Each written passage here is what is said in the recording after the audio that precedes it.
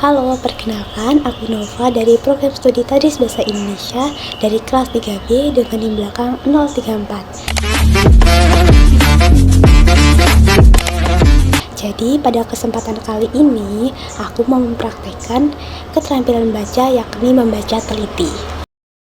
Jadi sebagai anak bahasa, kita nggak akan jauh-jauh dari keterampilan berbahasa. Dan salah satu keterampilan berbahasa itu adalah keterampilan membaca. Dan dari sekian banyak jenis membaca, terdapat satu jenis membaca yang terkadang kita itu sering ngelakuin, tapi kita nggak tahu apa namanya, yaitu adalah membaca teliti. Nah, kali ini aku akan mempraktekkan membaca teliti yang baik dan benar, supaya kita benar-benar bisa paham apa yang kita baca. Nah, sebelum itu aku mau kasih tahu dulu langkah-langkah dari membaca teliti. Ini dia langkah-langkahnya.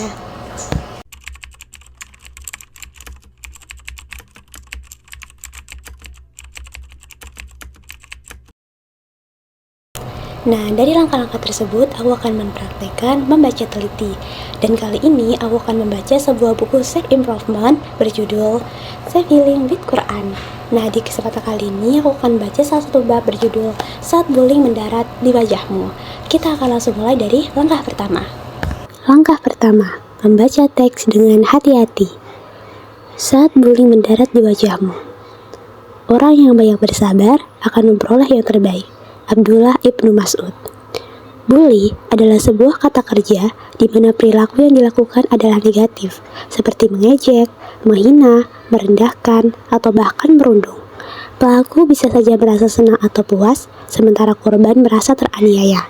Dalam Islam, tindakan tersebut tentu tidak diajarkan, karena sikap-sikap tersebut bukan hanya melukai, namun biasanya menimbulkan hal yang lebih besar akibatnya lagi, seperti pembalasan dendam yang berujung pada kematian.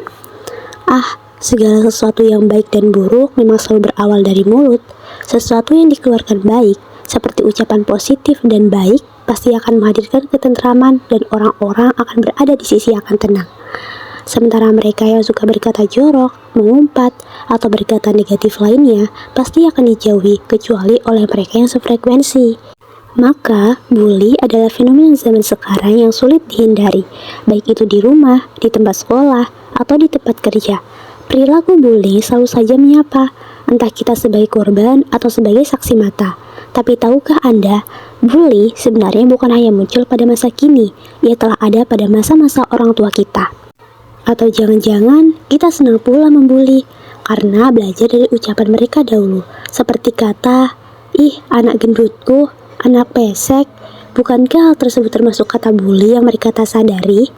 Saat kita mengintip sejarah, bully pun dilakukan pada zaman jahiliyah, dan itu telah turun-temurun rupanya dengan berbagai macam gaya, seperti Nabi Nuh yang diolok-olok ketika membangun bahteranya, Nabi Muhammad yang disiksa sendiri sedemikian rupa, seperti disebut gila, dicekik, atau bahkan dilempari kotoran, Nabi Musa, Nabi Yusuf yang dianiaya oleh saudaranya, dan hampir semua nabi mengalami penyiksaan versi mereka sendiri, di mana penyiksaan itu kita kenal sebagai istilah bullying.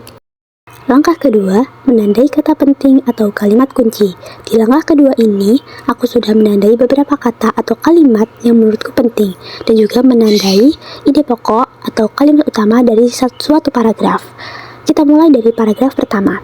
Di paragraf pertama, ide pokok terletak di kalimat pertama, di mana kata-katanya adalah bully adalah sebuah kata kerja di mana perilaku yang dilakukan adalah negatif, seperti mengejek, menghina, merendahkan, atau bahkan merundung. Jelas, itu adalah kalimat utama atau ide pokok, di mana di kalimat berikutnya merupakan kalimat penjelas yang menjelaskan bagaimana perasaan yang dirasakan oleh pelaku dan juga korban.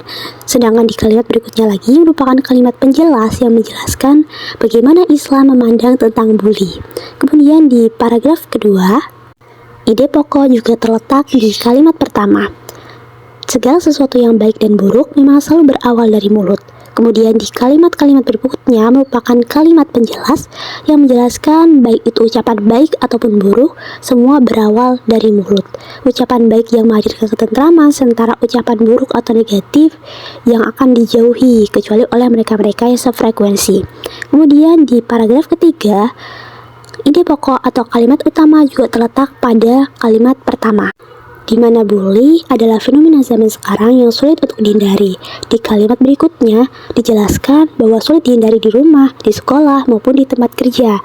Selain itu, juga ada kalimat atau kata penting bahwa bully ini sebenarnya sudah muncul dari masa orang-orang tua kita.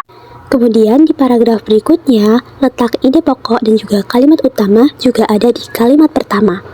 Di mana ketika kita mengintip sejarah, ternyata bully pernah dilakukan pada zaman jahiliyah dan bahkan turun-temurun dengan berbagai macam gaya.